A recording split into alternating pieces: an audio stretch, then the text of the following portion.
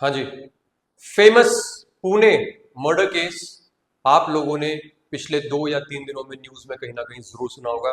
उसका emotional aspect यहाँ मैं डिस्कस नहीं करने वाला आप लोगों के साथ। जो मैं एस्पेक्ट डिस्कस करूंगा that is going to be legal aspect.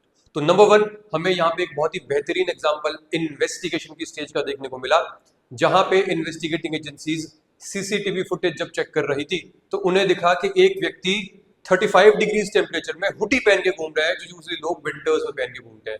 तो this was the first clue, this gave away the identity of the accused.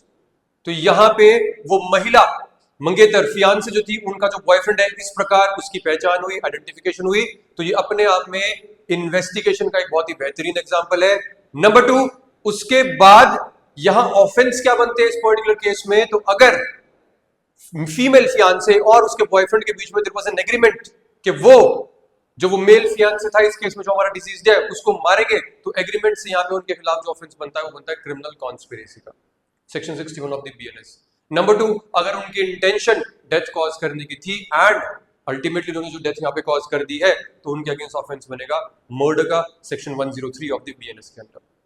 अगली चीज जो मैं एक और आपके साथ डिस्कस करना चाह रहा था कि इस केस को देखने के बाद और ऐसे ही बहुत सारे केसेस को देखने के बाद लोगों को इमोशनल एक तरीके से सेटबैक पहुंचता है। लोग इमोशंस को जो है बहुत हद तक कंट्रोल नहीं कर पाते। पर मैं आप लोगों को एक चीज मैं समझाना चाहता हूं कि जो हमारे देश की प्रक्रिया है, कानूनी प्रक्रिया है, वैदिक प्रक्रिया है, लीगल प्रोसीजर है, वो अपने हिसाब से चलेगा। इस केस में पहले इन्वेस्टिगेशन होगी।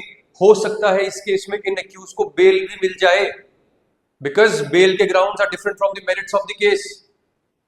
ठीक है जी, तो हो सकता है बेल भी मिल जाए, पर इन दी एंड मुझे विश्वास है कि जस्टिस जरूर सर्व होगा, न्याय जरूर मिलेगा।